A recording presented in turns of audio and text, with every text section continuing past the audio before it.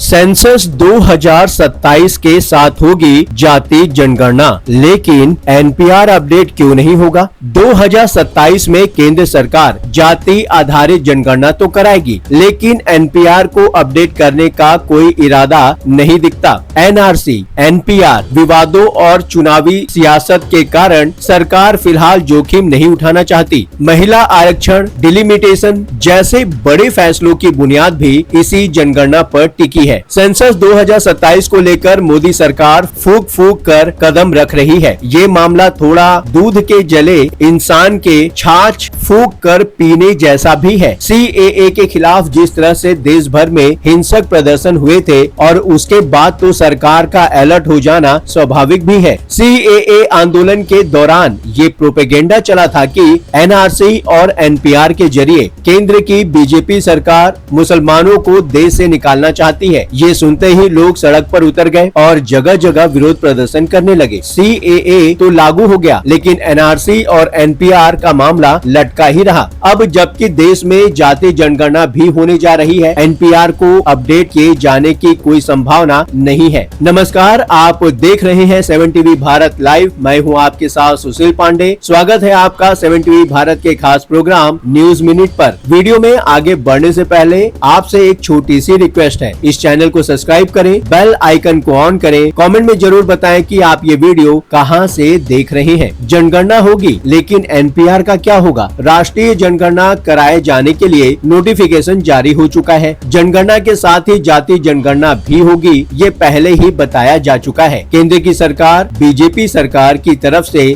जाति जनगणना पर कैबिनेट की मंजूरी ऑपरेशन सिंदूर से पहले ही मिल गई थी। अब तक ये तो साफ हो चुका है कि जाति जनगणना को भी राष्ट्रीय जनगणना में शामिल किया जाएगा, लेकिन एनपीआर को भी अपडेट किया जाएगा। फिलहाल ऐसी कोई संभावना नहीं लगती। जिस तरह से खबरें आ रही हैं, माना जा रहा है कि जनगणना 2027 के फाइनल आंकड़े 2027 के आखिर तक ही आ पाएंगे। जनगणना के नतीजों से कई सारी चीजें भी जुड़ी हैं। आंकड़ों के आधार पर ही विधानसभा क्षेत्रों का डिलिमिटेशन भी होगा और उसी के आधार पर महिलाओं के लिए आरक्षण लागू किए जाने की प्रक्रिया शुरू होगी। अब तक तो यही बताया गया है कि 2029 के आम चुनाव तक महिला आरक्षण कानून अमल में आ सकेगा। सूत्रों के हवाले से खबर आई है कि सरकार इस बार सिर्फ जनगणना पर ही फोकस रखना चाहती है। जनगणना के आधार पर एनपीआर को अपडेट किए जाने सरकार का कोई प्लान नहीं है। 2020 में प्रस्ताव था, उसके अनुसार जनगणना 2021 के साथ एनपीआर को भी अपडेट किया जाना था। कोविड के चलते न जनगणना कराई जा सकी, न ही एनपीआर अपडेट हो सका। जुलाई 2019 में एनपीआर को अपडेट करने के लिए अधिसूचना जारी की गई। पहली बार एनपीआर 2010 में तैयार किया गया था